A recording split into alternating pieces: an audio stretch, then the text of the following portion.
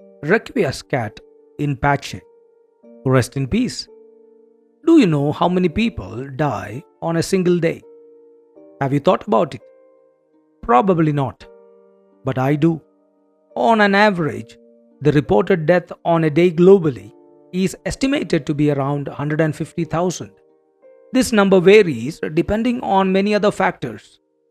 Death is definitely not pleasant to all of us. Its unpredictable nature is what makes it uncomfortable and unpleasant to us. When people around us depart, we often hear the phrase, "Rest in peace." We tell the loved ones during the funeral service about the deceased person that may his or her soul rest in peace.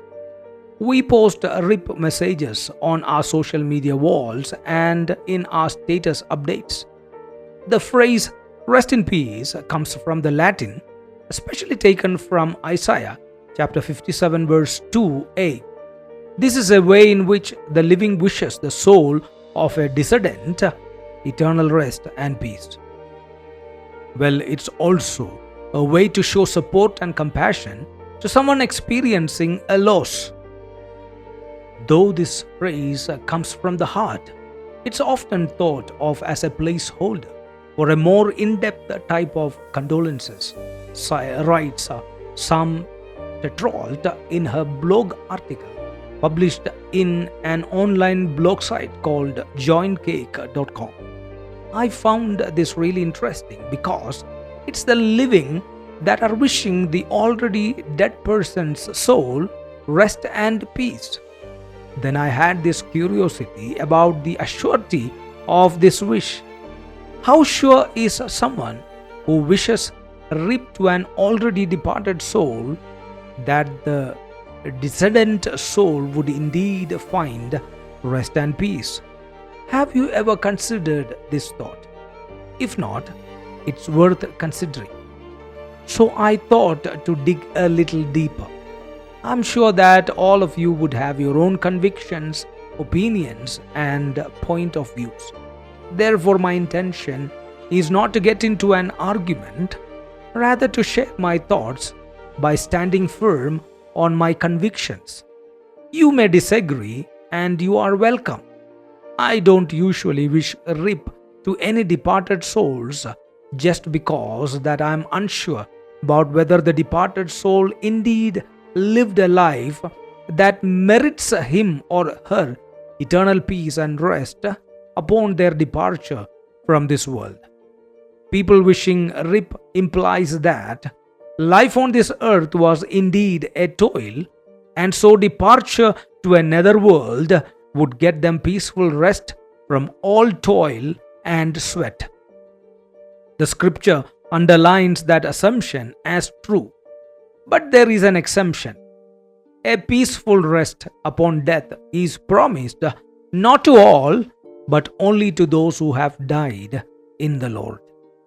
Hebrews chapter 3 verses 11 and 18 talks about the Old Testament Israelites who left Egypt but did not enter into his rest.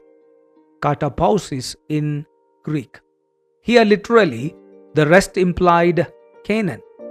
Then the author talks about the New Testament Christians to whom the same rest, that is God's rest, promised, which is again katapausis, which is not a place in this world like Canaan, but pertaining to a life in eternity, which is the true rest. You can find more about that in Hebrews chapter 4, verses 1, 3, 5, 8, 10, and 11. In both instances, the Greek word katapausis means abode. Entering into rest is entering into God's abode or rest, meaning to say that once leaving this planet through death, a soul would enter into God's abode or dwelling place where the most needed rest would be granted. In God's abode, a departed soul would have rest, and there the soul would finally settle down. Nuach. This is what we find with Daniel in the book of Daniel chapter 13 verse 12.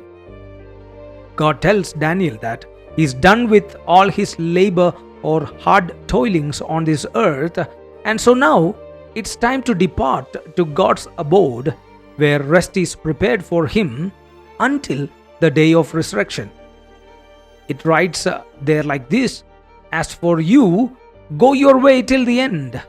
You will rest, and then at the end of the days, you will rise to receive your allotted inheritance. 14 verse 13, it explains on this. It says, right, blessed are the dead who die in the Lord from now on.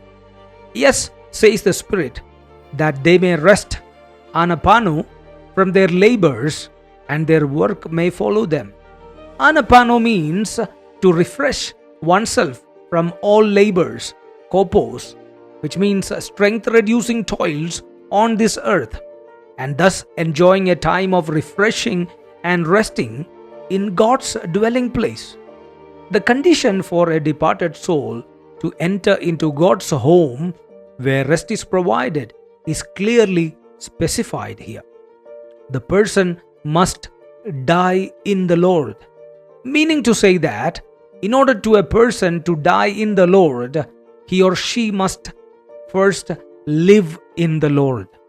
A person who did not live in the Lord cannot die in the Lord, and in turn, thus cannot enter into God's abode of rest after his or her death. Am I being too harsh here? I'm not. I'm just being truthful. A departed soul, if not entering into God's abode, which is heaven, and not obtaining the God-given rest, then cannot be at peace. Only the God-given rest can give peace to every dissident soul. In Luke chapter 16 verses 19 to 30, Jesus spoke about the rich man who ended up in Hades, where his soul was put to torment or torture, could not have neither rest nor peace, for it was a place of torment. He longed for a fingertip of water drop.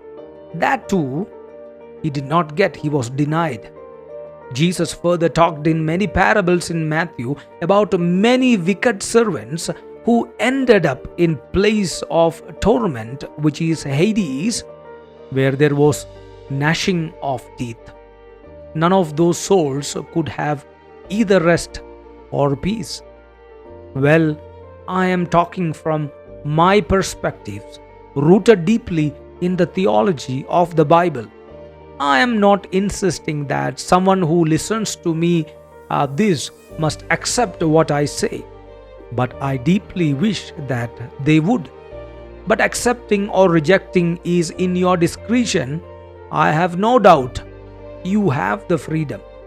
But my question is simple. Listening to my views here, would you have the boldness to say rip to your own soul before it departs this world en route its journey to its eternal destination? Are you confident that your soul will indeed enter into God's rest, where it will have a peaceful and refreshing settling down? Would someone's wish rip on your passing would indeed be meaningful to you? And the next time you wish rip to a departed soul, I hope you will think twice before. Goodbye for the moment, and rest in peace.